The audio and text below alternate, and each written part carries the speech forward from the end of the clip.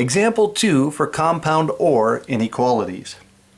Once again, we'll start off where we've already solved both of the statements, and we basically just put a set building notation down. So I've solved an inequality, and I end up with something like the set kangaroo such that kangaroo is greater than or equal to -2, or from my second statement, that's somewhere I solved, I get k such that k is greater than 3. And so I start with my number line, and the most important number on any number line is 0. So I put my 0 here. For the first statement, I'll locate this -2. It's indicating that I should have a closed circle because it has the equality.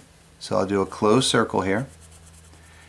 And because I put this in set building notation, it tells me the direction to shade. It tells me to shade off to the right.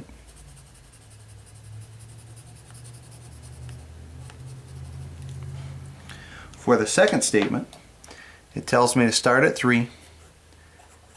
And technically I'm supposed to have an open circle, but the problem is this has already been shaded in, and with this type of shading, I'm not allowed to erase. I just go forward. I constantly move forward. So when I put an open circle here, because it's already shaded in, by default it gets shaded in, and it tells me to shade off to the right. Remember the significance of the shaded region.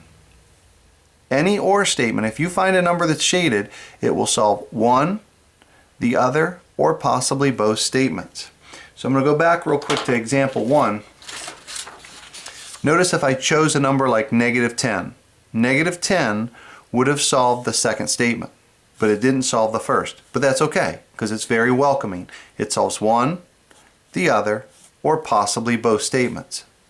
So if I chose 10, a positive 10, in that case it would have solved the first one. So it's very lax, it's very welcoming. It'll take a lot of numbers. In this second example for compound OR inequalities, if you chose 0, it only solved the first statement. But if you chose a shaded number like 12, 12 would actually solve both statements.